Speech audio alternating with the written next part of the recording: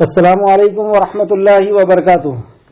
الحمد للہ رب العالمین الصلاۃ والسلام علی سید المرسلین وعلی آلہ واصحابہ اجمعین. اما بعد رب اشرح لی صدری ویسر لی امری واحلل عقدۃ من لسانی یفقہوا قولی.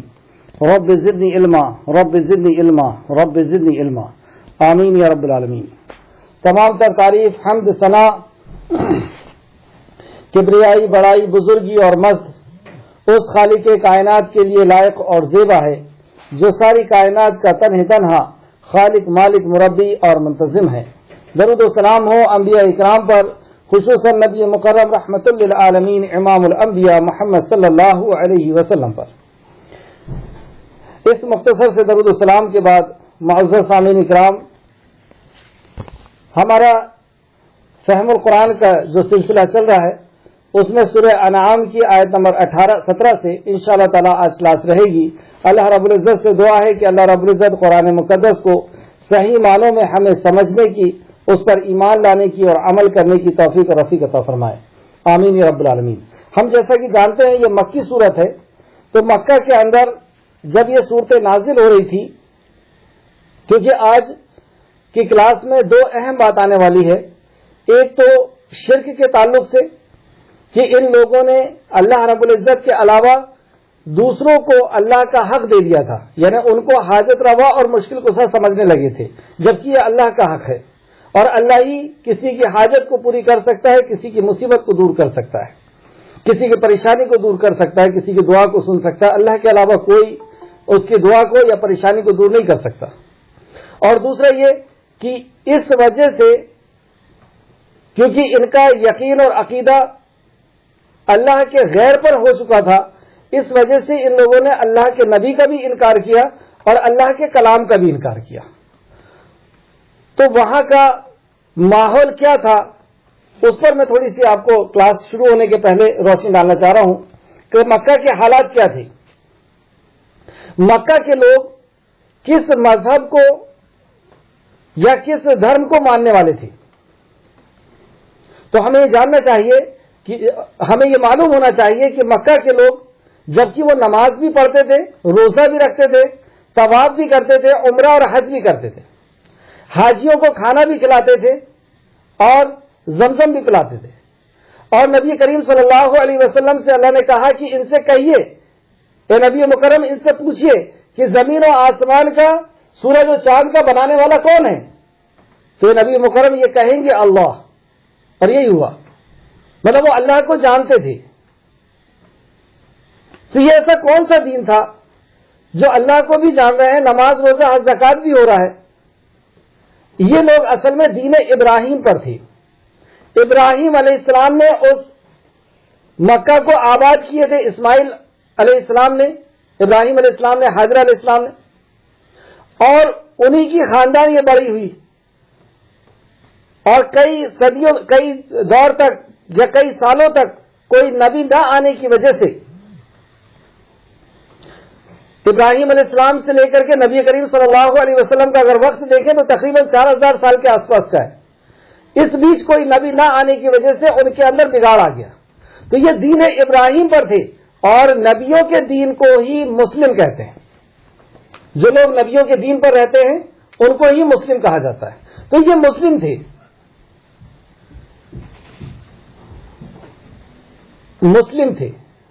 ٹھیک ہے. دوسرا سوال، خانہ کعبہ کے اندر جو بت رکھ دیے تھے ان نے، مطلب ان کے اندر اس قدر بگاڑ آیا کہ انہوں نے نماز کی جگہ کو یا نماز کو گانا اور بجانا بنا دیا. تالی بجانا، سیٹی بجانا، یہ ان کی نماز ہو گئی. آج بھی ہم دیکھتے ہیں کہ جو عبادت خانے ہیں، عبادت گاہیں ہیں، وہاں پر خیر چھوڑیں اس کو، تو روزہ بھی رکھتے تھے، یہ طواف بھی کرتے تھے، لیکن ہر عبادت کی شکلیں بدلتی چلی جا رہی تھی. ان کے اندر بدعات ایجاد ہوتے چلی جا رہی تھی. ان کے اندر اپنی مرضی سے دین کے اندر نئی نئی چیزیں داخل کیا جانا شروع ہو گیا تھا. تو یہ پہلا سوال ہے کہ وہ کس مذہب کے ماننے والے تھے؟ تو وہ مسلم تھے. دوسرا سوال، خانہ کعبہ میں جو بت رکھے ہوئے تھے وہ کن کے تھے؟ بت یعنی پتھر کی مورتیاں بیٹھا کر کے جن کی پوجا کی جاتی تھی، یعنی ان کو حاجت روا اور مشکل کشا سمجھا جاتا تھا، ان سے دعا کی جاتی تھی اور ان سے یہ کہا جاتا تھا کہ اللہ تک ہماری فریاد پہنچا دیجیے۔ اور کچھ لوگ کچھ بتوں کو یہ کہتے تھے کہ یہ ہم سے پانی برساتے ہیں، کچھ بت خاص تھے ان کے لیے کہ یہ ہماری مصیبتیں دور کرتے ہیں، ہماری فصل اچھی کرتے ہیں۔ الگ الگ بت الگ الگ کام کے لیے تھے۔ تو یہ بت کن کے تھے، یہ سوال ہے۔ سناتن دھرم تو ہندوستان کا ہے، سیتا جی، رام، کرشن، یہ تو سب ہندوستان کے ہیں۔ وہاں پر کن کے رکھے ہوئے تھے؟ اگر آپ سیرت کا مطالعہ کریں، ہسٹری کا مطالعہ کریں، تو آپ کو پتہ چلے گا کہ وہاں پہ ابراہیم علیہ السلام کا بت تھا، جن کے اوپر ایک جو مدنی صورتوں کے اندر جو بات آئی تھی کہ تیر کا وہ رکھا ہوا تھا، تیر رکھنے کی جو جگہ ہوتی ہے، اور وہاں سے وہ تیر نکالتے تھے اور مارتے تھے۔ اس طریقے سے عیسیٰ علیہ السلام، اسی طریقے سے جو لات، عزا اور منات ہے، یہ بھی اس زمانے کے، اس دور کے بزرگ لوگ تھے۔ تو پتہ یہ چلا کہ خانہ کعبہ کے اندر جو بت تھے، ابراہیم علیہ السلام کا عصا بھی رکھا ہوا تھا وہاں، اور موسیٰ علیہ السلام کا عصا رکھا ہوا تھا، ابراہیم علیہ السلام کا اسکیچ بنا ہوا تھا، فوٹو بنی ہوئی تھی، اور انہی لوگوں کو حاجت روا اور مشکل کشا سمجھتے تھے۔ اور یہ صدیوں سے چلا آ رہا تھا، پیڑھیوں سے چلا آ رہا تھا، تو یہ ان کے باپ دادا کا دین بن گیا تھا، اور اس پر ان کے دل دماغ جو ہے وہ مضبوط ہو گئے تھے کہ ہم نے صدیوں سے یہی دیکھتے چلے آئے، یہی کرتے چلے آئے، یہی کریں گے۔ تو خانہ کعبہ کے اندر جو بت تھے وہ ولیوں اور نبیوں کے تھے۔ ٹھیک ہے، اب دیکھتے ہیں نبی کریم صلی اللہ علیہ وسلم کا مقام اور مرتبہ عرب کے اندر کیا تھا۔ 40 سال تک آپ کا مقام و مرتبہ یہ تھا کہ لوگ آپ کو صادق کہتے تھے، یعنی سچا۔ مکہ کے اندر اتنا سچا کوئی نہیں دیکھا گیا۔ آپ کو امین کہتے تھے، امانت دار۔ نبی مکرم سے بڑا امانت دار کوئی نہیں دیکھا گیا۔ آپ کو منصف کہا جاتا تھا، فیصلہ کرنے والا۔ آپ سے بڑا فیصلہ کرنے والا کوئی نہیں دیکھا گیا۔ وہ ایسی قوم تھی جن کے کوئی سردار نہیں تھا، جس کا کوئی قانون نہیں تھا، بس جس کی لاٹھی اس کی بھینس، کسی کا کوئی قانون نہیں۔ اس دور میں نبی کریم صلی اللہ علیہ وسلم کے گھر میں فیصلے ہوا کرتے تھے۔ کوئی امانت دار نہیں تھا کہ بینک بنایا جائے۔ نبی مکرم صلی اللہ علیہ وسلم کا گھر بینک تھا، وہاں امانتیں رکھی جاتی تھی، اور کوئی فیصلہ کرانا ہوتا تو نبی سے کراتے تھے۔ لوگوں کی پریشانیوں کا خیال رکھنے والے نبی کریم صلی اللہ علیہ وسلم کی ایسی کیریکٹر، ایسا پوزیشن نبی مکرم کی تھی کہ اگر کوئی خاتون ودوا ہو جاتی، کوئی بچہ اناتھ ہو جاتا، تو نبی کریم صلی اللہ علیہ وسلم کے گھر سے اس کے لیے اس کی ضرورت پوری کی جاتی۔ تو مکہ والے آپ پر جان نچھاور کرتے تھے۔ اس لیے تو نبی مکرم نے، ورقہ بن نوفل نے جب یہ بات بتائی، جب پہلی وحی نازل ہوئی، تو ورقہ بن نوفل کہتے ہیں کہ یہ وہی ناموس فرشتہ جبرائیل ہے جو عیسیٰ اور موسیٰ پر آتا تھا۔ اب آپ کے اوپر آپ کی قوم سختی کرے گی اور آپ کو آپ کے ملک سے نکالے گی۔ اگر میں زندہ رہا تو میں آپ کی مدد کروں گا، آپ کے ساتھ ہجرت کروں گا۔ تو نبی مکرم نے چونک کر کے کہا تھا کہ یہ قوم میرے ساتھ ایسا کرے گی، جبکہ مجھے دیکھے بغیر ان کی صبح نہیں ہوتی۔ مطلب اتنا جان نچھاور کرتے تھے یہ قوم۔ تو نبی مکرم حیران ہوتے ہیں کہ میرے ساتھ ایسا کیوں کریں گے؟ تو ورقہ بن نوفل نے بتایا کہ ہر نبی کے ساتھ ایسا ہی ہوا ہے کہ آپ جس رب کی طرف سے نبی اور رسول بنائے گئے، جب اس کی تعریف بیان کریں گے، اس کا حق بیان کریں گے، اس رب کی پہچان بیان کریں گے، تو آپ کے ساتھ یہی ہوگا۔ تو ایسا کیا کہہ دیا تھا نبی کریم صلی اللہ علیہ وسلم نے کہ جو لوگ آپ کے اوپر جان نچھاور کرتے تھے، وہ اگلے ہی پل جان کے پیاسے ہو گئے۔ وہ آپ کو ختم کرنے کے لیے روزانہ سازشیں کرنے لگی، اور آپ کے پیچھے مکہ کے بدماشوں کو، مکہ کے گنڈوں کو لگا دیا گیا۔ ایسی کون سی بات کہہ دیا تھا نبی کریم صلی اللہ علیہ وسلم نے؟ تو دو بات تھی جو آج کی کلاس میں آنے والی ہے۔ سب سے پہلی بات یہ کہ پوری دنیا کا حاجت روا مشکل کشا پوری دنیا کا بنانے والا اللہ ہے، جو پچھلی کل کی کلاس میں گئی تھی بات۔ کہ جو زمین آسمان سورج چاند کا بنانے والا ہے، جو ہماری زندگی کا بنانے والا ہے، جو انسان کا اور انسان کی ضرورتوں کا بنانے والا ہے، وہ عبادت کے لائق ہے. تو عبادت صرف اللہ کی ہوگی، اس کے علاوہ کوئی نہ تمہاری بگڑی بنا سکتا ہے اور نہ تمہاری اچھی زندگی کو برا کر سکتا ہے. مطلب کوئی اچھا اور برا کرنے والا نہیں ہے. یہ بات ان کو بری لگی. اور دوسری بات، اس بات کو انہوں نے کس چیز سے بتایا تھا؟ قرآن کے حوالے سے بتایا تھا. نبی کریم صلی اللہ علیہ وسلم نے قرآن سنایا تھا، تو یہ ان دو چیز سے ان کو نفرت ہو گئی، اور اس کی بنیاد پہ یہ نبی کریم صلی اللہ علیہ وسلم سے بھی نفرت کرنے لگے. ورنہ نبی مکرم سے تو ان کو بڑی محبت تھی.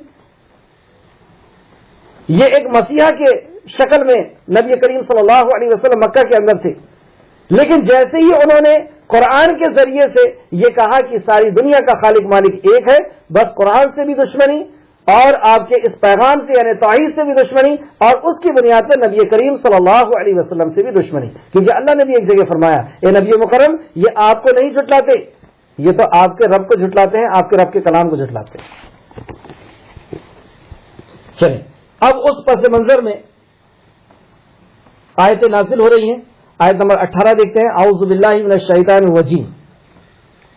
وَإِيَمْسَسْكَ اللَّهُ بِضُرٍّ فَلَا كَشِفَ لَهُ إِلَّا هُوَ.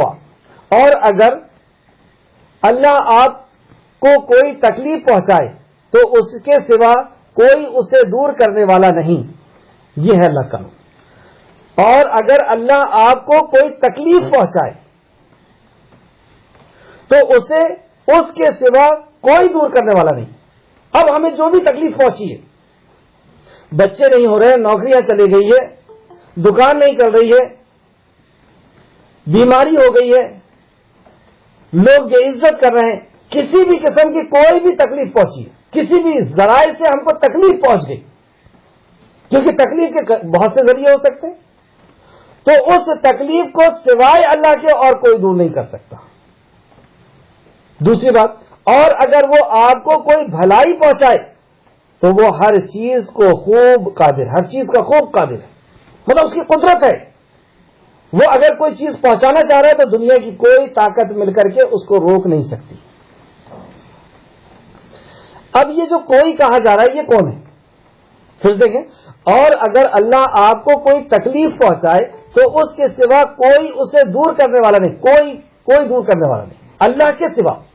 اب اللہ کے سوا کوئی کون ہے؟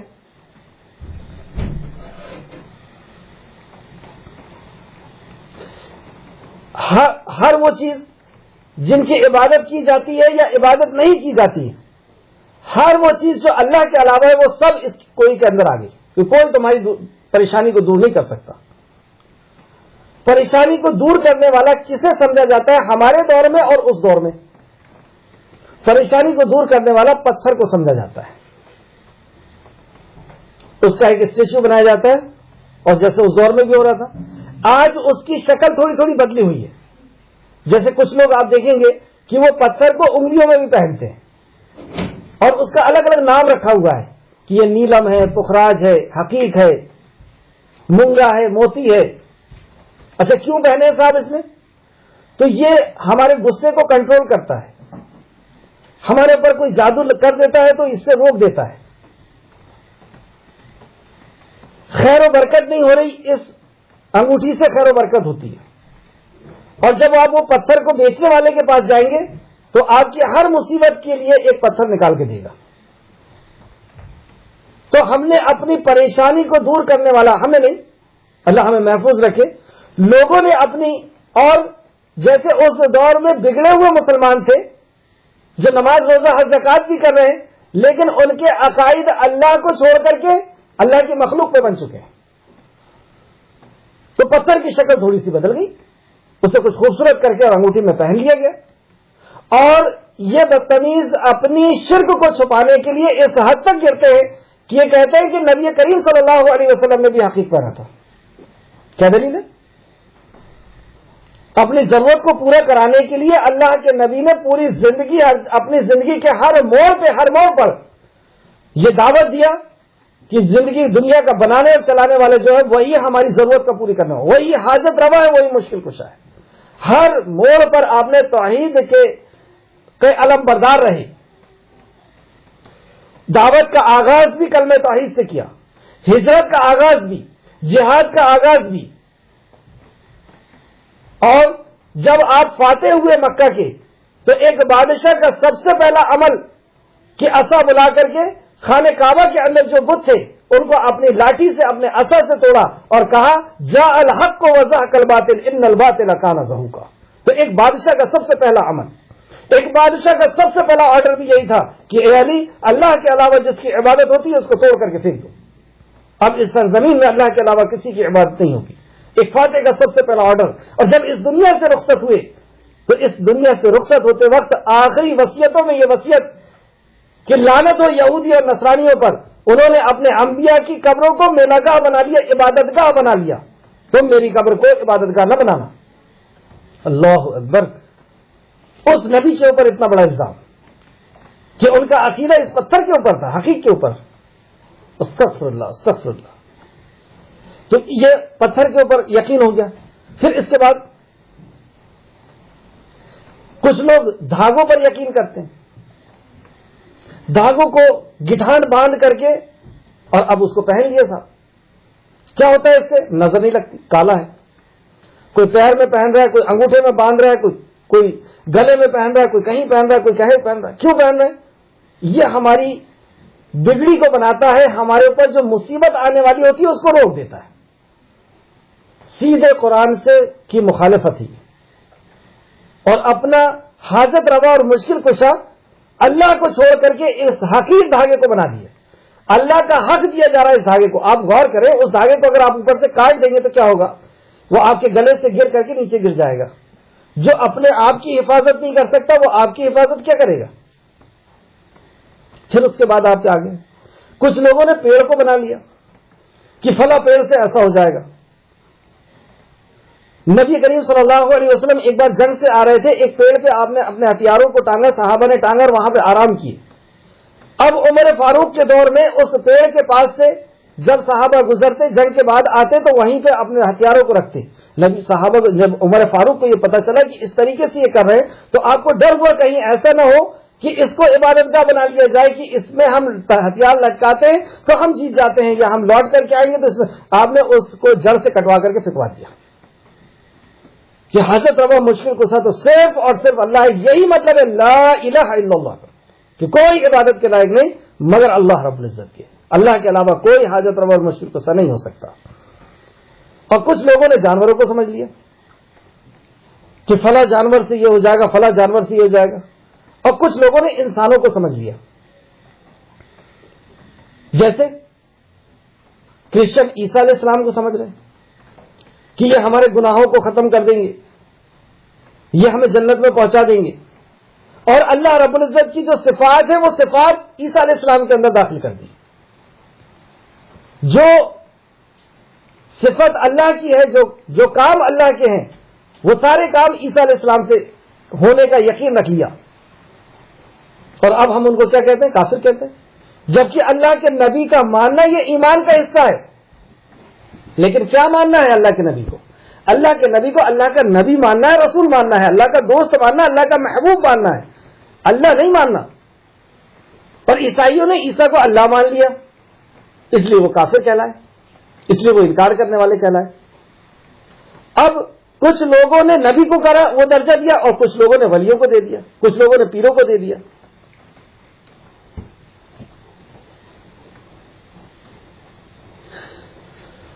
اب اس آیت کو پھر سے دیکھیں. اور اگر اللہ، اب یہ جتنی بھی باتیں آپ کو بتایا ہوں اور معاشرے کے اندر جہاں جہاں سے جس جس راستے سے شرک چل رہا ہے ان سارے شرک کو ذہن میں رکھ کر کے اب اس آیت کو سمجھیں. اور اگر اللہ آپ کو کوئی تکلیف پہنچانا چاہے تو اس کے سوا کوئی اسے دور کرنے والا نہیں. مطلب تکلیف جو آتی ہے وہ اللہ کی طرف سے آتی ہے اور اللہ کے علاوہ اسے کوئی دور نہیں کر سکتا. نہ تمہارا کوئی دھاگا کر سکتا ہے، نہ کوئی تمہارا پتھر کر سکتا ہے جو تم انگوٹھی کے اندر پہن رہے ہو، اور نہ تم نے جس کو اپنا حاجت روا اور مشکل کو ساتھ سمجھ رکھا ہے کوئی اس کو دور نہیں کر سکتا. یہ اللہ کا کلام کا حکم ہے، یہ اللہ رب العزت کا بیان ہے. اور اس کلام کے اندر جس کلام کی شان میں اللہ نے فرمایا نحن نزلنا الذکر وإن له لحافظون، کہ میں نے اس قرآن کو نازل کیا اور میں ہی اس کی حفاظت کروں گا. آگے ہے اور اگر وہ آپ کو کوئی بھلائی پہنچائے، مطلب اللہ اگر آپ کو کوئی بھلائی پہنچانا چاہ رہا ہے تو وہی ہر چیز پر خوب قادر ہے. کیسا قادر سمجھ رہے ہیں ہم اس کو؟ پورا قادر ہے وہ. اب وہ اللہ کو بھلائی پہنچانا چاہ رہا ہے تو یہ شیطان اور یہ جادوگر اور اللہ کے علاوہ یہ جتنے بھی لوگ ہیں پڑھیار، یہ سب مل کر کے اس خیر کو روک نہیں سکتے. جیسے اللہ رب العزت رشتہ پہنچانا چاہ رہا ہے آپ کے گھر میں، کوئی روک نہیں سکتا. اللہ رب العزت اولاد دینا چاہ رہا ہے، دنیا کی کوئی طاقت روک نہیں سکتی. اللہ رب العزت آپ کی مصیبت کو دور کرنا چاہ رہا ہے، کوئی بندش کرانے کی ضرورت نہیں. وہ کھیلوں سے کچھ نہیں ہونے والا، جو چاروں طرف گاڑ دیے جاتے ہیں اس سے کچھ نہیں ہونے والا. کرنے والی ذات صرف اور صرف اللہ کی ہے. پھر سے آپ دیکھیں، اور اگر وہ آپ کو کوئی بھلائی پہنچانا چاہے تو وہ ہر چیز پر خوب قادر ہے. اب بندش کی ضرورت نہیں. یہ ہے اللہ پر ایمان کا مطلب. اور دیکھیں، اور وہ اپنے بندوں پر، اچھا اس تعلق سے سورہ فاطر کے اندر بھی آپ دیکھیں، سورہ فاطر آیت نمبر 2 کے اندر، سورہ نمبر 35 آیت نمبر 2 کے اندر اللہ رب العزت فرماتا ہے. اور اسی ایک آیت کو اگر آج ہم نے اپنی کلاس کے اندر اپنا ایمان بنا لیا، اپنا عمل بنا لیا، تو انشاءاللہ تعالی ہماری کامیابی کے لیے ہی کافی ہو جائے گا. آیت سورہ فاطر میں دیکھیں ہم آیت نمبر 2، اور جو اپنے رحمت کا دروازہ کھول دے، اللہ جو اپنی رحمت کا دروازہ کھول دے تو کوئی اسے بند کرنے والا نہیں، اور جسے وہ بند کر دے تو اس کے بعد اسے کوئی کھولنے والا نہیں. سبحان اللہ. اللہ اگر کوئی رحمت کا دروازہ آپ کے لیے کھول دے تو یہ سارے جادوگر مل کر کے آپ اس دروازے کو بند نہیں کر سکتے. اور اللہ نے اگر بند کر دیا، وہ اگر آپ کو اولاد نہیں دینا چاہ رہا، وہ اگر آپ کی نوکری نہیں لگوانا چاہ رہا، وہ آپ کی پریشانی دور نہیں کرنا چاہ رہا، وہ آپ کی بے عزتی کو دور نہیں کرنا چاہ رہا، پوری دنیا مل کر کے اس بے عزتی کو دور نہیں کر سکتی، اولاد نہیں دے سکتی، کاروبار کو نہیں چلا سکتی. یہ ہمارا اس کلام پر ایمان کا مطلب ہے. یہ جب ایسی آیتیں مکہ کے اندر سامنے آ رہی ہے، اب ان کا خون کھول رہا ہے کہ ہمارے باپ دادا صدیوں سے ان کو مانتے چلے آئے، ان کو حاجت روا اور مشکل کو سمجھتے آئے، اور یہ کیسی بات کرنا شروع کر دی ہے محمد نے. اب ان کو پاگل، دیوانہ اور مجنون کہنا شروع. اب پتھروں کی بارش، اور اب کپڑے کا پھندا لے کر کے گلے کو دبانے کی کوشش، اور اونٹ کی اوجڑی لے کر کے انتظار کیا جا رہا ہے کہ یہ سجدے میں جائیں گے اور ہم ڈال دیا جائے گا. اور روزانہ اس طریقے کی حرکتیں ہونا شروع ہو گئی. ابو بکر صدیق اس دعوت کو لے کر کے نکلے. عائشہ صدیقہ رضی اللہ عنہ ایک دن فرماتی ہیں کہ میرے والد جب گھر آئے تو یہ حالت تھی کہ ان کا چہرہ پہچان نہیں آ رہا تھا، اس قدر لوگوں نے آپ کو مارا تھا. آپ کے بال کو جہاں سے ہم پکڑتے تھے وہ ہاتھ میں آ جاتا تھا. بلال حبشی کے ساتھ، خباب کے ساتھ اب یہ ظلم پہ ظلم شروع ہو گیا کہ یہ کیسی بات کر دی ہے کہ کوئی نہیں دے سکتا، صرف دینے والا اللہ ہے. تکلیف پہنچ گئی ان کو.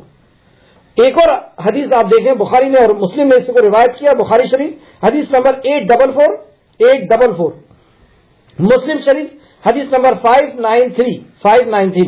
رسول کریم صلی اللہ علیہ وسلم یہ دعا فرمایا کرتے تھے، اللہم لا مانع لما آتیتا ولا موتی لما منعتا ولا ينفع ذا الجد منک الجد. ہاں، نماز کے بعد اس کو پڑھنا ہے.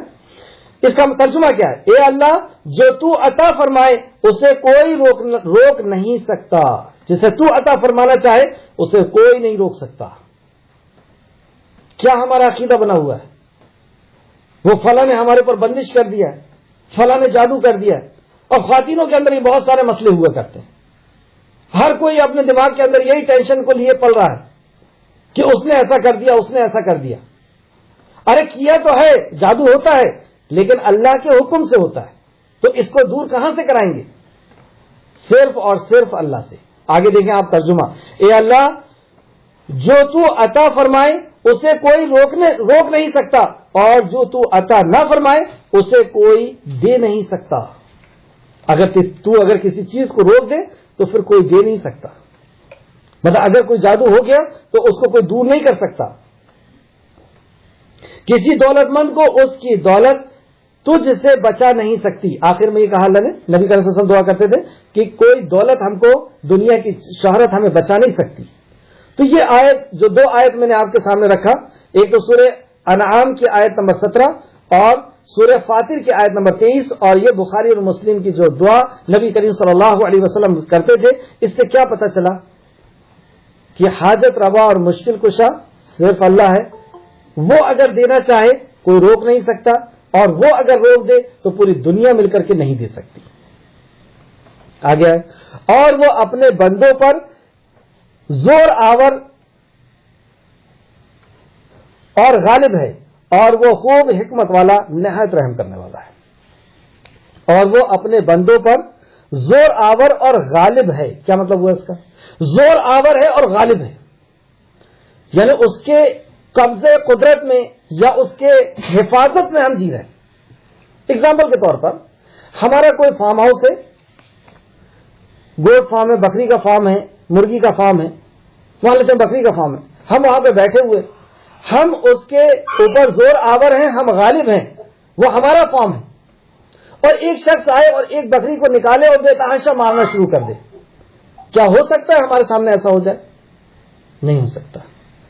اس کا یہ مطلب ہے کہ ہماری یہ جو زمین ہے یہ اللہ کا فارم ہاؤس ہے. مجال نہیں ہے ہمارے اوپر کوئی لاٹھی مار دے، مجال نہیں ہے کوئی ہماری عزت سے کھیل لے. اللہ فرماتا ہے میں غالب ہوں، کوئی چھو نہیں سکتا تم کو. وَتَعِزُّ مَن تَشَاءُ وَتُذِلُّ مَن تَشَاءُ، عزت اور ذلت بھی میرے پاس ہے. تو آج جو مسلمان ذلیل ہو رہا ہے اور بے عزت ہو رہا ہے اور جو مار کھا رہا ہے، تو مار کون رہا ہے؟ اللہ کی اجازت سے مار پڑ رہی ہے، اللہ کی اجازت سے بے عزتی مل رہی ہے. کیوں؟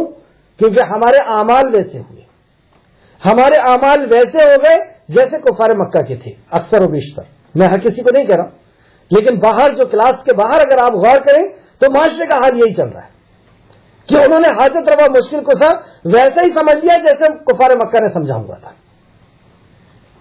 ان کو بھی نبی مکرم کی تعلیمات سے، قرآن سے ویسی ہی چڑ تھی جیسے آج مسلمانوں کو ہے.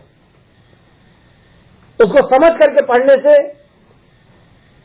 یہ کوسوں دور بھاگتے، اس کو سیکھنے سے، اس پہ عمل سے.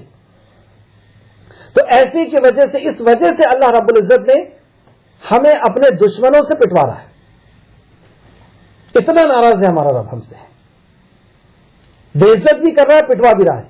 ورنہ اللہ رب العزت کی یہ مخلوق ہے، کسی کی مجال نہیں ہے کہ اللہ رب العزت کے حکم کے بغیر، اللہ کی اجازت کے بغیر، اللہ کی مشیت کے بغیر کوئی اس کو بے عزت کر دے. آگے ہم، اور وہ اپنے بندوں پر زور آور اور غالب ہے، اور وہ خوب حکمت والا اور نہایت باخبر ہے. حکمت والا، اس میں کیا حکمت ہے؟ سبحان اللہ. اس کے اندر یہ حکمت ہے کہ وہ موت کے پہلے ہمیں پٹوا رہا ہے تاکہ ہم ہوش میں آ جائیں. کتنی بڑی رحمت ہے اللہ رب العزت کی کہ وہ ہمیں یہ سزا دلوا رہا ہے اپنے دشمنوں سے پٹوا کر کے کہ تم سمجھ جاؤ تمہارا رب کتنا ناراض ہے تم سے. یہ حقیر دنیا اللہ رب العزت تم کو نہیں دے رہا، اور تم امید میں ہو کہ اللہ جنت دینے والا ہے. تم اس لائق نہیں ہو کہ اس دنیا کو بھی تمہیں دیا جائے. اتنا ناراض ہے کہ فرشتوں کو نہیں پہنچایا، اپنے دشمنوں سے پٹوا رہا ہے.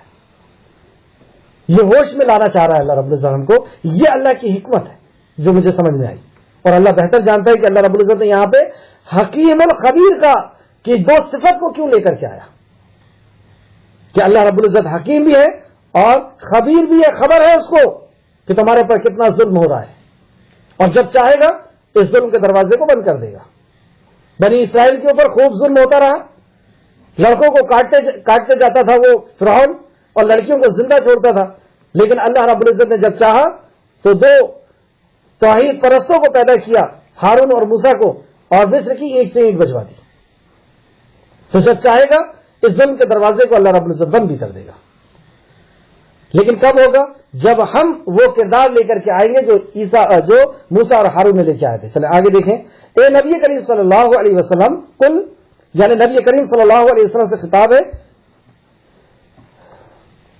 گواہی کے طور پر کون سی چیز سب سے بڑھ کر ہے؟ نبی کریم صلی اللہ علیہ وسلم سے کہا جا رہا ہے کہ نبی مکرم ان سے کہیے کہ گواہی کے طور پر سب سے بڑی گواہی کس چیز کی تم قبول کرو گے؟ کہ میں اللہ کا نبی ہوں، یا قرآن اللہ کا کلام ہے، مرنے کے بعد زندگی ہے. اس بات کو یقین کرنے کے لیے کس کی گواہی قبول کرو گے تم؟ پھر اللہ خود کہتا ہے نبی مکرم کہہ دیجئے اللہ ہی میرے اور تمہارے درمیان گواہ ہے. اللہ اکبر. ساری کائنات کے خالق اور مالک کو گواہ بنا کر کے وہاں پہ پیش کیا جا رہا ہے کہ نبی مکرم کہہ دیجئے کہ میں سچا ہوں اور یہ اللہ کا کلام ہے, یہ میں سچ کہہ رہا ہوں, اور مرنے کے بعد زندگی ہے, یہ میں سچ کہہ رہا ہوں, اور اس بات کے لیے میں دنیا والوں کو گواہ نہیں, ساری کائنات کے خالق اور مالک کو گواہ بنا رہا ہوں. اور غور کرو اگر میں جھوٹا ہوں گا تو اللہ رب العزت میرا کیا عمل کرے گا, کیا حشر کرے گا. اور میرے اچھا یہاں تک تو یہ بات ہو گئی کفار مکہ سے.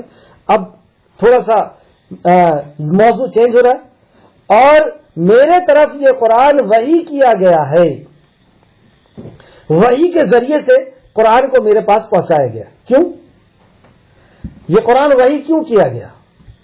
ہم غور کریں. جو معاشرے میں اس کے آنے کا مقصد کیا ہے, معاشرے میں یا ہم نے اس کو آنے کا مقصد کیا بنا لیا ہے, اس کو غور کریں. پھر ہم دیکھیں گے کہ اللہ نے اس کو کیوں نازل کیا, ہم نے کیا بنا لیا اس کو.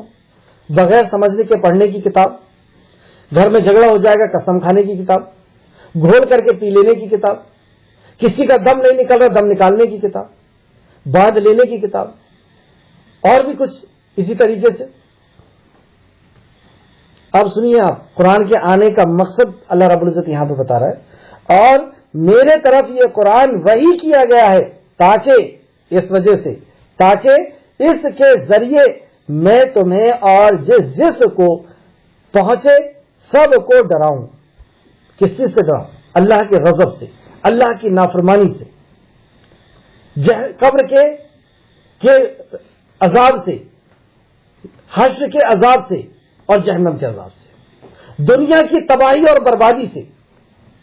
میں تمہیں اس قرآن کے ذریعے سے ڈراؤں. اس میں ایک بہت قیمتی نقطہ, اس کو ضرور نوٹ کریں کہ ہمیں ڈرانا کس کے ذریعے سے ہے؟ اپنی عقل کے ذریعے سے, اپنے لاجک کے ذریعے سے, اپنی صلاحیت کے ذریعے سے نہیں, قرآن کے ذریعے سے, قرآن کا سنانا, بس یہی دعوت ہے اور یہی نبی مکرم کا طریقہ ہے. اور یہ عمل فرض ہے, اور اس عمل سے اگر ہم سنت کو نکال دیں گے تو یہ عمل قبول نہیں ہوگا. آگے دیکھیں, تاکہ اس کے ذریعے سے مطلب قرآن کے ذریعے سے میں تمہیں اور جس کو پہنچے سب کو ڈراؤں, اللہ کی ناراضگی سے ڈراؤں, اور وہ ساری چیزیں جو میں نے ابھی بتایا. اس تعلق سے ایک حدیث جو تفسیر ابن کثیر میں بہت پیاری لے کر کے آئے ہیں, جلد نمبر 2 صفحہ نمبر 438. ربیہ بن انس فرماتے ہیں کہ جو شخص رسول کریم صلی اللہ علیہ وسلم کی اتباع کرے تو اس پر فرض ہے کہ وہ بھی اس طرح دین کی دعوت دے جس طرح رسول کریم صلی اللہ علیہ وسلم نے دین کی دعوت دی تھی, اور ہر اس چیز سے لوگوں کو ڈرائے جس سے رسول کریم صلی اللہ علیہ وسلم نے ڈرایا تھا. تو جو کام نبی کا تھا وہ کام تمہارا ہے. اور اللہ نے قرآن میں فرمایا قل ہذہ سبیلی ادعو الی اللہ علی بصیرۃ انا ومن اتبعنی. اے نبی مکرم آپ کہہ دیجئے, سورہ یوسف کی آیت ہے, اے نبی مکرم آپ کہہ دیجئے کہ میری راہ یہی ہے, میرا کام یہی ہے, ادعو الی اللہ کہ اللہ کی طرف بلاؤں, یعنی توحید کی طرف بلاؤں, اور میرے متبعین کا بھی یہی کام ہے. متبعین ہونے کے لیے یہ شرط ہو گئی کہ اس کا یہ کام ہوگا. تو یہ قرآن کے آنے کا مقصد یہ ہے کہ اس کے ذریعے سے لوگوں کو متنبہ کر دیا جائے, خبردار کر دیا جائے, انہیں اللہ رب العزت کے غیظ و غضب سے اور دنیا اور آخرت کی تباہی اور بربادی سے کی خبر پہنچا دی جائے, ڈرا دیا جائے. یہ اس قرآن کے آنے کا مقصد تھا. کیا تم اس کے گواہی دیتے ہو کہ اللہ کے ساتھ دوسرا معبود بھی ہے؟ سوال کیا جا رہا ہے, کیا تم اس بات کی گواہی دیتے ہو؟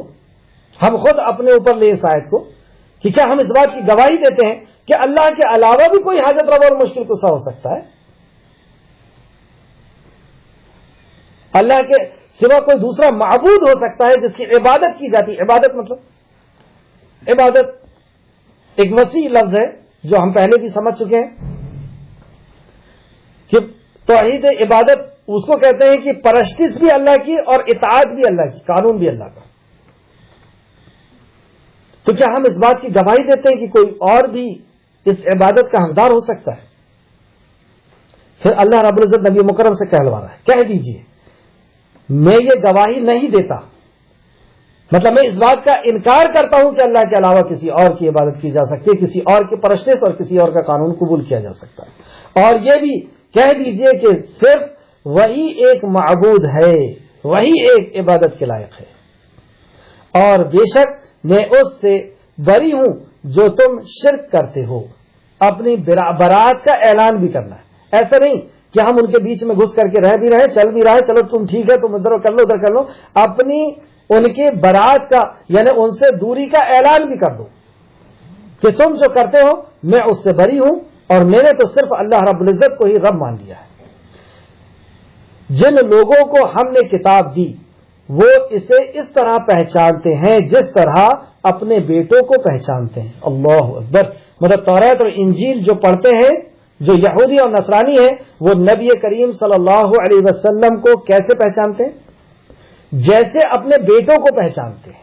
یہ نہیں کہا اللہ نے کہ جیسے اپنے باپ کو پہچانتے ہیں، کیونکہ باپ کو بیٹا نہیں پہچان سکتا جتنا بیٹے کو باپ پہچان لیتا ہے، کیونکہ باپ نے بچپن سے بچے کو دیکھتا ہے، اس کی ایک ایک نقل و حرکت پہ اس کی نگاہ ہوتی ہے، اور بچے کو جتنا اچھے طریقے سے باپ پہچانتا ہے کوئی نہیں پہچان سکتا۔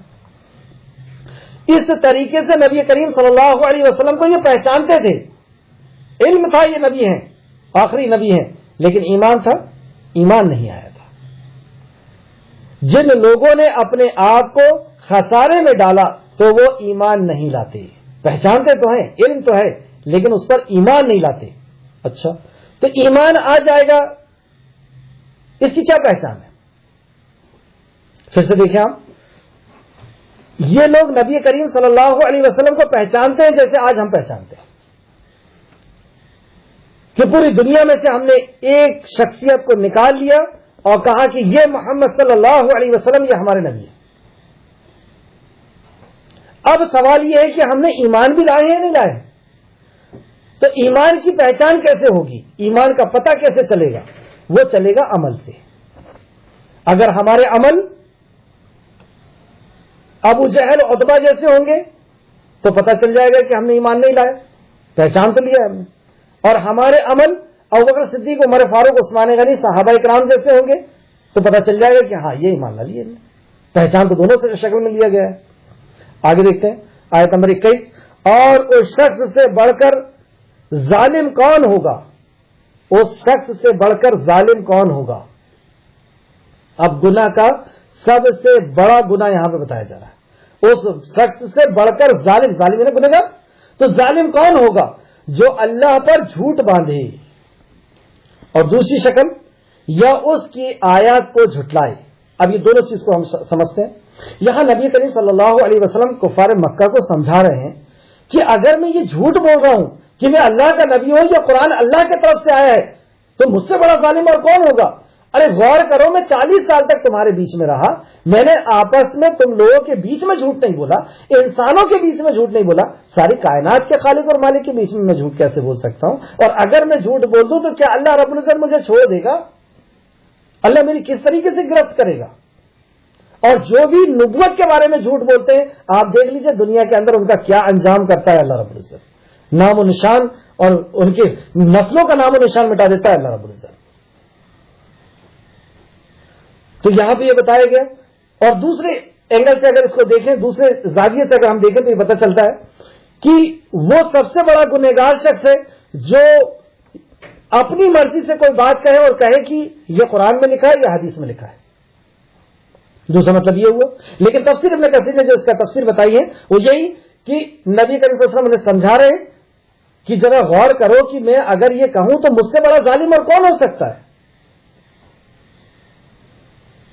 اور ان کے لیے ایک یہ بہت بڑی سوچنے کی بات تھی کہ 40 سال تک نبی کریم، اور سائنس بھی آج اس بات کو مانتا ہے کہ انسان کے اندر جتنی بھی جو بھی چیزیں ہوتی ہیں بدلاؤ کی وہ 40 سال کے پہلے ہوتی ہے، اور 40 سال کے بعد انسان ایک پریپک ہو جاتا ہے، ایک کمپلیٹ انسان ہو جاتا ہے، پھر اس کے اندر کوئی برائی کا پیدا ہونا یہ مشکل ہے۔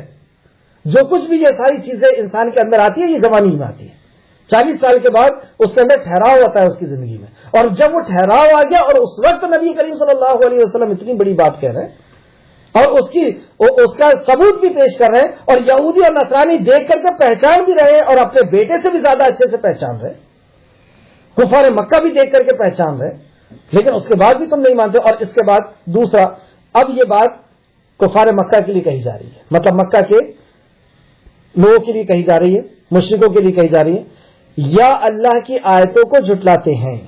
دو باتیں, یہ اللہ کی آیتوں کو جھٹلاتے ہیں نا. اللہ کی آیتوں کے اندر کیا تھا؟ توحید تھی, تو گویا کہ توحید کو جھٹلاتے ہیں. ایک بات تو یہ پتہ چلی.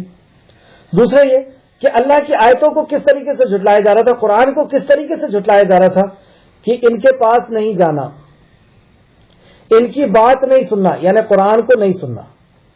اگر سن لو گے تو بہک جاؤ گے. کان میں روئی ٹھوس کر کے جاتے تھے کہ کہیں ان کی بات ہم تک نہ پہنچ جائے. جب نبی کریم صلی اللہ علیہ وسلم قرآن سناتے تھے تو باجے اور ڈھول اور تاشے بجائے جاتے تھے کہ ان کی بات دوسروں تک نہ ٹرانسفر ہو پائے, سن نہ پائے. شکل بدل کر کے ہمارے یہاں بھی مسلمان وہی کر رہے ہیں کہ دنیا کی ہر کتاب کو سمجھ کر کے پڑھنا ہے, قرآن کو سمجھ کر کے نہیں پڑھنا, قرآن کو نہیں سیکھنا, قرآن پر عمل نہیں کرنا. کیوں نہیں قرآن کو سیکھنا؟ اس کو سیکھنے کے لیے اتنے علوم لگیں گے اور تم بہک جاؤ گے. مطلب قرآن کو بہکانے کے لیے اللہ نے نازل کیا, نعوذ باللہ استغفر اللہ. تو یہ اس آیت کو جھٹلاتے ہیں, یہ ہوا اس کا مطلب کہ نہ اس کو علم حاصل کرنا ہے, نہ سیکھنا ہے, نہ عمل کرنا ہے. آگے دیکھیں, بے شک ظالم فلاح نہیں پائیں گے, انہ لا یفلح الظالمون, اور یہ ظالم ہے اور یہ فلاح نہیں پائیں گے.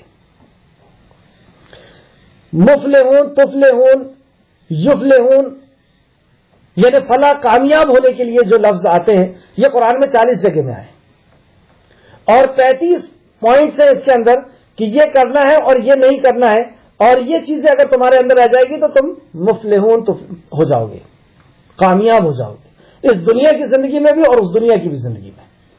اس میں سے ایک چیز یہاں پہ بتائی گئی کہ اگر تم نے ایسا کیا کہ قرآن کے حق کو ادا نہ کیا, اس کی آیتوں کو تم نے جھٹلایا, تو تم کامیاب نہیں ہو سکتے. تم کتنی نماز, روزہ, حج, زکات سب کرو, لیکن آیت کو اگر تم جھٹلا رہے ہو تو تم کامیاب نہیں ہو سکتے. اچھا, اس بات کو آپ دیکھیں, جبکہ ہم نے بارہا پڑھا ہے کہ سورہ اس میں بھی ہے, سورہ لقمان میں بھی ہے, ان الشرک لظلم عظیم, شرک سب سے بڑا گناہ ہے. اور یہاں پہ کہا جا رہا ہے کہ قرآن کی آیت کو جھٹلانا اس سے بڑا ظالم کون؟ تو قرآن کی آیت کو جھٹلانا اس سے بڑا ظالم کون, اور وہاں پہ شرک کو بڑا ظالم کہا. تو کیا یہ بات دونوں الگ الگ ہے؟ یہ دونوں بات ایک ہی ہے, کیونکہ قرآن کو جھٹلانا یعنی قرآن کے اندر جو حکم تھا, مکہ کے اندر کون سا حکم آیا تھا سوائے توحید کے؟ توحید, آخرت, رسالت. تو توحید کا جھٹلانا ہے اصل میں قرآن کا جھٹلانا. تو جس نے قرآن کو جھٹلایا گویا کہ اس نے توحید کو جھٹلایا, اسی لیے وہ سب سے بڑا ظالم. آئے دیکھیں 22 نمبر, اور جس دن ہم سب کو اکٹھا کریں گے, پھر جو لوگ اللہ کے ساتھ شریک ٹھہراتے تھے, یہ حشر کا میدان کا دن ہے کہ جس دن ہم سب کو اکٹھا کریں گے, پہلے آدم ذات سے لے کر کے آخری انسان تک, پہلے آدم سے لے کے آخری انسان تک, اور سب کو اکٹھا کریں گے. اور پھر جن لوگوں نے اللہ کے ساتھ شرک کیا تھا, شریک ٹھہرایا تھا, اللہ کے علاوہ کسی اور کی عبادت کرتے تھے, ان سے ہم کہیں گے تمہارے وہ شریک کہاں ہیں جنہیں تم اللہ کے ساتھ خیال کرتے تھے, یا اللہ کے علاوہ جن کی تم کو حاجت روا اور مشکل کشا سمجھتے تھے. کیونکہ آج حشر کا میدان لگ چکا ہے, جہنم سامنے آ چکی ہے, اور وہ غیظ و غضب کی چیخ رہی ہے, اور سارے کے سارے لوگ کانپ رہے ہیں. اب یہ تو سب سے بڑا مشکل کا دن ہے, سب سے بڑا مصیبت کا دن ہے. اب وہ تمہارے حاجت روا اور مشکل کشا کہاں گئے؟ بلاؤ ان کو اس مشکل سے دور کرنے کے لیے. یہ کہہ رہا اللہ رب العزت کہ کہاں چلے گئے تمہارے حاجت روا, کہاں چلے گئے تم جو تمہاری دنیا میں مشکل کو دور کرتے تھے, بلاؤ ان کو مشکل کو دور کرنے کے لیے. اس طریقے سے سورہ قصص سورہ نمبر 28 آیت نمبر 62 کے اندر فرماتا ہے, اور اس طریقے سے سورہ مومنون سورہ نمبر 40 اور آیت نمبر 73-74 کے اندر اللہ رب العزت نے فرمایا. اس طرح دیکھیں آپ, سورہ قصص آیت نمبر 62 میں اللہ فرماتا ہے, اور جس روز, مطلب وہی آخرت کا دن, جس روز اللہ ان کو پکارے گا اور کہے گا کہ وہ میرے اور وہ کہے گا کہ میرے وہ شریک کہاں ہیں جن کا تمہیں دعویٰ تھا؟ کہاں گئے وہ جن کو میرے علاوہ تم پکارا کرتے تھے، میرے ساتھ تم جن کو حاجت روا اور مشکل کو سمجھتے تھے؟ اس مشکل کی گھڑی میں کہاں ہیں وہ جن کا تمہیں دعویٰ تھا کہ ہم ان کا دامن پکڑ لیں گے، ہم ان کے جھنڈے کے نیچے چلے جائیں گے، ہم ان کو پکڑ لیں گے اور وہ ہمیں بخشوا دیں گے؟ کہاں گئے وہ سب؟ ہر قرآن میں یہی ملے گا آپ کو، جس نے بھی ٹرانسلیشن کیا آپ اٹھا کر کے دیکھ لیجئے۔ دوسرا دیکھیں آپ آیت نمبر 22 اور آیت نمبر سورہ مومنون آیت نمبر 73-74 کے اندر اللہ فرماتا ہے پھر ان سے کہا جائے گا، وہی حشر کا میدان ہے، ان سے کہا جائے گا کہ وہ کہاں ہیں جن کو تم اللہ کے شریک بناتے تھے، یعنی اللہ کے سوا۔ کہہ دیجئے یہ اللہ رب العزت کا ہے، کہاں گیا وہ؟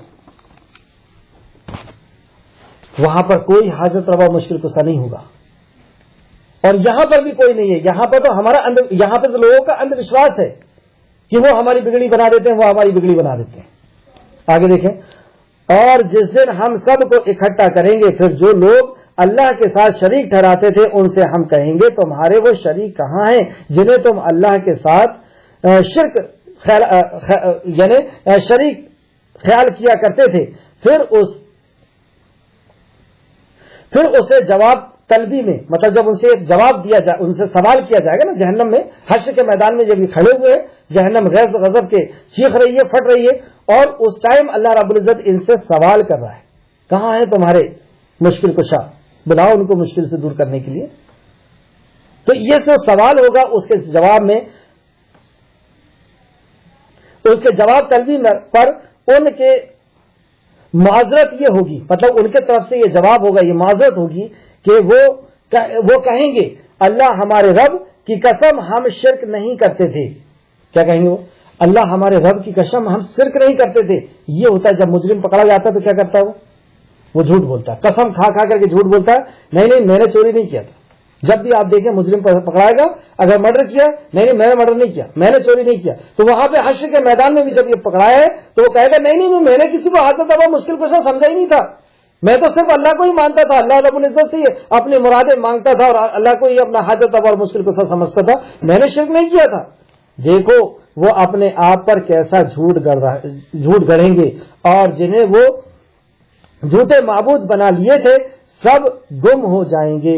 یہ اللہ رب العزت نے ہمیں اس دنیا کے اندر بتا دیا کہ تم نے جس کو بھی اپنا حاجت روا اور مشکل کشا سمجھا ہے، اپنے عقل کو، اپنے دماغ، اپنے ڈگری کو، اپنی دکان کو اور اپنی صلاحیتوں کو، یہ ہمارے اندر بھی ہوتا ہے کہ میں کما رہا ہوں تو کھا رہا ہوں، میرا کھلانے والا میرے ہاتھ پیر ہے، جب تک ہاتھ پیر چل رہا ہے تو کھا رہے، باپ نہیں ہوگا تو ہم کھا نہیں سکتے۔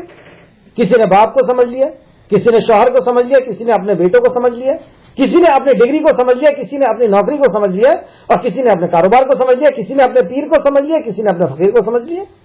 تو اللہ رب العزت کے علاوہ حاجت روا اور مشکل کشا، اپنی حاجتوں کو پورا کرنے والا اور مشکلوں کو دور کرنے والا دوسروں کو سمجھ لیے، یہ سارے گم ہو جائیں گے، اور ان میں سے بعض وہ ہوں گے، وہ ہیں جو آپ کے طرف کان لگاتے ہیں۔ اب دوسرا یہاں سے موضوع شروع ہو رہا ہے۔ مکہ کے اندر کچھ لوگ ایسے تھے جو قرآن کو کان لگا کر کے سنتے تھے۔ یہاں پہ ہم کو بہت غور کرنا ہے کہ کہیں ایسا تو نہیں کہ ہمارا بھی یہی معاملہ ہو گیا، کان لگا کے تو ہم بھی سن رہے ہیں۔ کیا ہوا تھا؟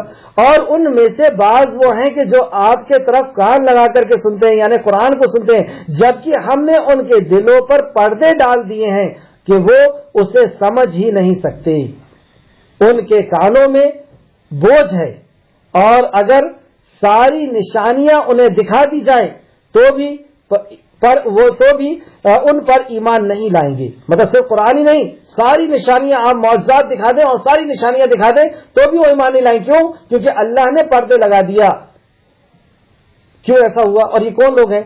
یعنی ابو سفیان بھی، اور ابو جہل بھی، اور اخلص بن شریق بھی، یہ لوگ نبی کریم صلی اللہ علیہ وسلم کے حجرے کے قریب آ کر کے رات میں اور چپ کے قرآن کو سنتے تھے، اور جب یہاں سے نکل کر کے جاتے تھے تو ایک راستہ ایسا تھا جہاں پہ یہ سب ملتے تھے اور کہتے تھے کہ کہاں سے آ رہے ہیں؟ اچھا وہاں سے آ رہے ہیں، اب نہیں جائیں گے۔ تو یہ قرآن کو سنتے تھے، لیکن اللہ فرما رہا ہے کہ ان کے دلوں میں ہم نے پردے ڈال دیے تھے. کیوں ڈال دیا پردہ اللہ نے؟ کیونکہ ان کی نیت کچھ اور تھی. سننے کی نیت کیا تھی؟ کچھ اور تھی. کیا تھی نیت؟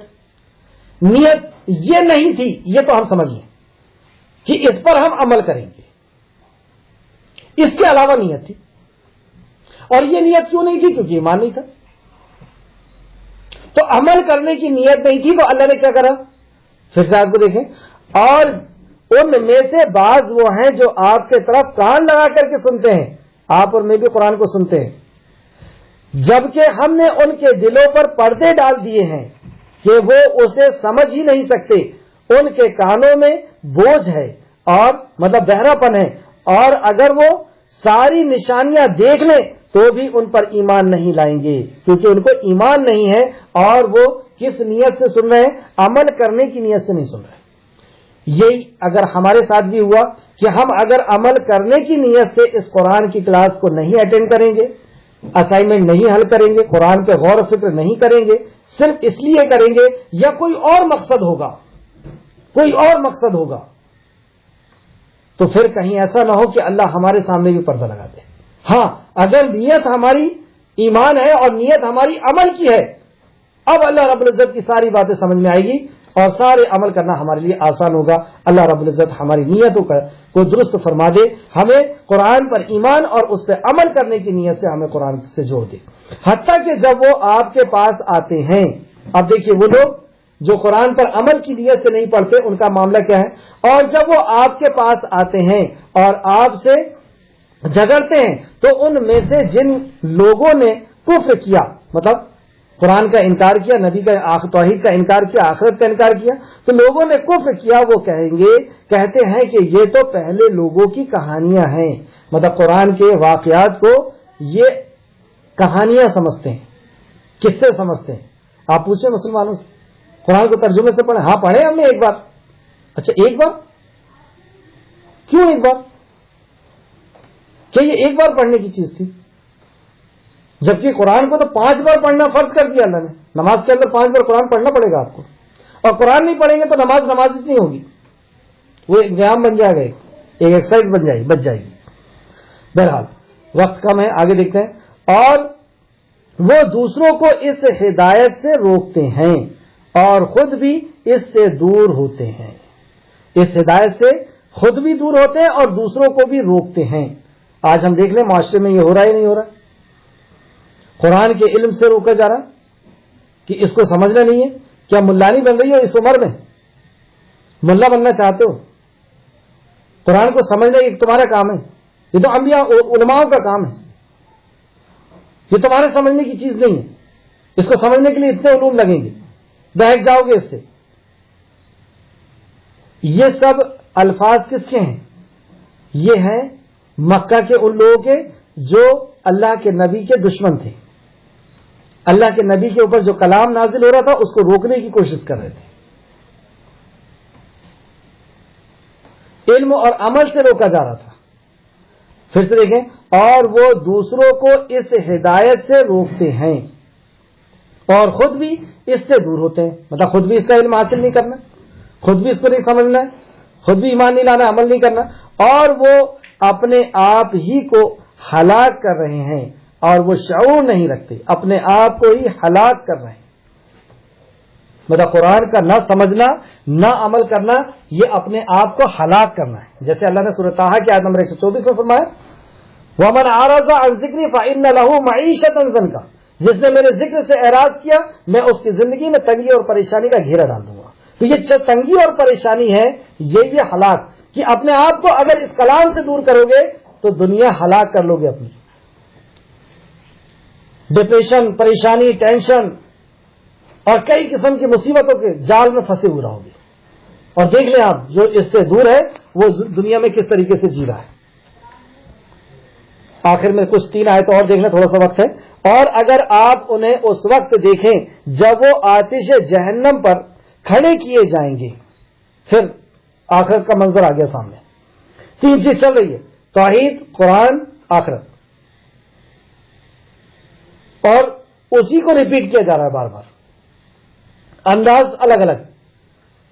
کہ اس ایسے نہیں ایسے سمجھ جاؤ، ایسے نہیں ایسے سمجھ جاؤ، کتنا رحیم ہے ہمارا رب، کتنا کریم ہے ہمارا رب، کہ اسی بات کو کئی زاویے سے سمجھا رہا ہے.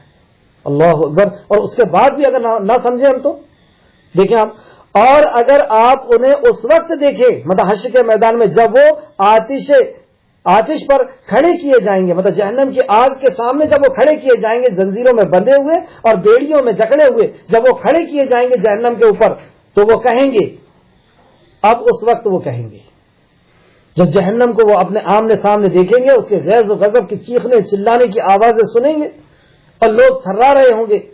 اور جب جہنم لقمہ بنائے گی حشر کے میدان سے کچھ لوگوں کو کھینچے گی، تو اس وقت یہ کیا کہہ رہے ہیں؟ تو وہ کہیں گے کاش ایک بار ہمیں دنیا میں واپس بھیج دیا جائے. یہ ہے کاش. جب موت کا فرشتہ آتا ہے اور روح کو کھینچنا شروع کرتا ہے، تو آپ نے کسی کو مرتے ہوئے دیکھا ہے؟ وہ اپنے ہاتھ، اگر وہ مومن ہے تو وہ خاموشی سے چپ چاپ چلا جاتا ہے. اس طرح سے جاتا ہے.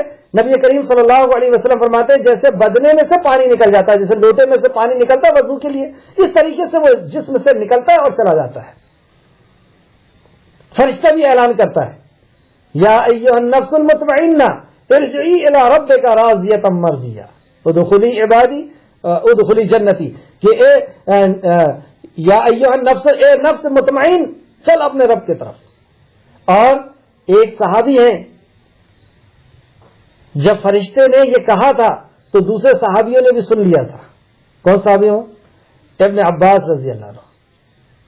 جب ان کی روح کا قبض ہونے لگی تو فرشتے نے یہ کلمہ اور یہ آیت کو پڑھا، یا ایھا النفس المطمئنہ ارجعی الی ربک راضیۃ مرضیہ.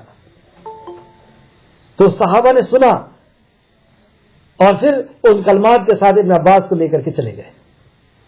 لیکن جس نے دنیا کو ہی سب کچھ سمجھا ہوا ہے تو وہ اپنے ہاتھ پیر کو کھینچنا شروع کرتا ہے، بچا لو بچا لو، ایک بار مہلت دے دو، ایک بار مہلت دے دو. اور یہی ہوگا قبر کے اندر.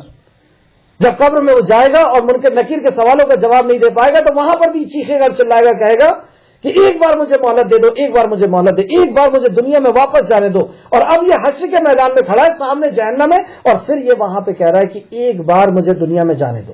اچھا دنیا میں جانے دیں گے تو کیا کرے گا تو؟ اب اللہ فرماتا ہے وہ کیا کرنے والا ہے. کاش ایک بار ہمیں دنیا میں واپس بھیج دیا جائے تو ہم کیا کریں گے؟ ہم اپنے رب کے آیت کو ہرگز نہیں جھٹلائیں گے. پہلا کام کیا بول رہا ہوں؟ رب کی آیت کو نہیں جھٹلائیں گے. مطلب آج بیڑیوں میں جکڑ کر کے جہنم کے سامنے جو کھڑا کیا گیا اس کی وجہ کیا ہے؟ کیونکہ آیت کو جھٹلایا تھا. کتنا بڑا راز پتہ چلا کہ اگر ہم نے اس آیت کو جھٹلایا، اور جھٹلائیں گے کب؟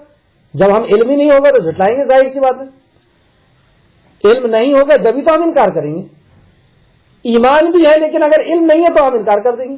پتہ ہی نہیں ہوگا تو ہم عمل کیا کریں گے؟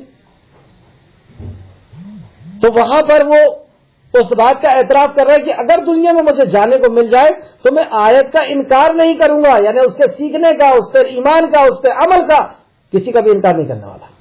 اور دوسری بات کیا کہتا ہے؟ اور ہم مومنوں میں سے ہو جائیں گے. ہم کس کے ساتھ رہیں گے؟ ہم کن میں سے ہو جائیں گے؟ مومنوں میں سے ہو جائیں گے. ابھی تو تھوڑے سے تیتر ہیں، تھوڑے سے بٹیر ہیں، تھوڑے سے یہودی ہیں تو نصرانی ہیں، تو تھوڑا سا مجوسی ہیں، تو تھوڑا سا کچھ اور ہیں. لیکن اب وہاں پہ کیا کہہ رہا ہے وہ؟ نہیں، اب میں جاؤں گا تو خالص ہو جاؤں گا، مومنوں میں سے ہو جاؤں گا، فصل میں کافہ، پورا کی پورا اسلام میں داخل ہو جاؤں گا ایک بار مجھے موقع مل جائے. لیکن کیا موقع ملے گا؟ موقع ختم ہے. تو یہ دو بات وہ کہیں گے، پہلا قرآن کے حقوق کا ادا کرنے کی بات، اور دوسرا مومنوں کے گروپ میں رہنے کی بات. بلکہ تو دیکھیے مرنے کے بعد صرف ہمارے خواہشات ہی رہ جائیں گی کہ کاش کچھ اور نیک کام کر لیتا تو تھوڑی اور اونچی جنت میں پہنچ جاتا، کچھ اور اچھے لوگوں کے ساتھ پہنچ جاتا، کچھ اور قریب سے اللہ کا دیدار ہو جاتا. پھر صرف حسرت ہی حسرت رہے گی. آج موقع ہے، جتنے درجات بلند کروانا ہے وہ کروا سکتے ہیں. اور جہنم سے پہلے تو جہنم سے بچنے کی فکر کرنا ہے، پہلے تو جہنم سے بچنے کی فکر کرنا ہے. تو یہ آرزو ہی آرزو رہ جائے گی، واپسی نہیں ہے. مرنے کے بعد واپسی نہیں ہے انہیں، بلکہ ان کے وہ کرتوتیں ظاہر ہو چکی ہوں گی جنہیں وہ چھپایا کرتے تھے. مطلب حشر کے میدان میں پوری کرتوتیں ظاہر ہو چکی ہیں جنہیں وہ چھپائے. دنیا میں تو ہم چھپا لے رہے ہیں. دنیا میں دل کے اندر کیا چل رہا ہے لوگوں سے تو چھپا لے رہے ہیں. رات کے اندھیرے میں کیا کر رہے ہیں لوگوں سے تو چھپا لے رہے ہیں. واٹس ایپ کے اندر، فیس بک کے اندر اور بھی دوسرے یوٹیوب میں جا کر کیا دیکھ رہے ہیں وہ لوگوں سے تو چھپا لے رہے ہیں. کس کے ساتھ بغض کر رہے ہیں، کس کے ساتھ کینہ رکھ رہے ہیں، کسی کے ساتھ غیبت کر رہے ہیں، چغلی کر رہے ہیں، جھوٹ بول رہے ہیں، جو کچھ کر رہے ہیں سب چھپا لیں گے. لیکن اللہ فرماتا ہے کہ وہاں پہ اب سب ظاہر ہو چکا ہوگا. اور اگر انہیں واپس دنیا میں بھیج دیا جائے. اچھا دیکھیے یہاں پہ غور کرنے والی بات کہ حشر کے میدان میں وہ جہنم کو دیکھ کر کے کیا کہہ رہا ہے کہ مجھے ایک بار دنیا میں واپس جانے کو دے دیا جائے تو میں قرآن کا حق ادا کروں گا، یعنی قرآن کو جھٹلاؤں گا نہیں اور نیک لوگوں کے ساتھ رہوں گا. تو کیا اس کو ایمان آ گیا؟ اگر اس کو دنیا میں بھیج دیا جائے تو یہ ایمان والا ہو جائے گا کہ سلم میں کافہ اسلام میں پورے کے پورا داخل ہو جائے گا، قرآن کے حقوق ادا کرنے لگ جائے گا. نہیں، اس نے جہنم سے ڈر کر کے یہ بات کہہ رہا ہے. ایمان نہیں آیا اس کو. اب سوچیے آپ ایمان کتنی قیمتی چیز. جہنم کو دیکھ کر کے بھی اس کے اوپر ایمان نہیں آ رہا ہے. اس بات کی دلیل یہ ہے کہ اللہ آگے فرماتا ہے اور اگر انہیں واپس دنیا میں بھیج دیا جائے تو بھی وہ وہی کام کریں گے جس سے انہیں روکا گیا تھا اور بے شک وہ جھوٹے ہیں. کیا فرمایا اللہ نے کہ جہنم کو دیکھ بھی لیں گے اور آنے کا بھی کہیں گے، لیکن یہ ان کی جھوٹی باتیں ہیں. اگر ان کو دنیا میں بھیج بھی دیا جائے گا تو بھی یہ ایمان نہیں تو بھی یہ ایسا عمل نہیں کرنے والے، کیونکہ ایمان کی بنیاد پر یہ ایسا نہیں بول رہے ہیں، یہ آرزویں نہیں کر رہے، یہ تو جہنم سے ڈر کر کے ایسی آرزویں کر رہے ہیں. اللہ اکبر. اور وہ کہتے ہیں کہ زمین اور وہ کہتے ہیں، کیونکہ ان کا کہنا کیا ہے اصل میں دنیا میں ان کی سوچ کیا ہے.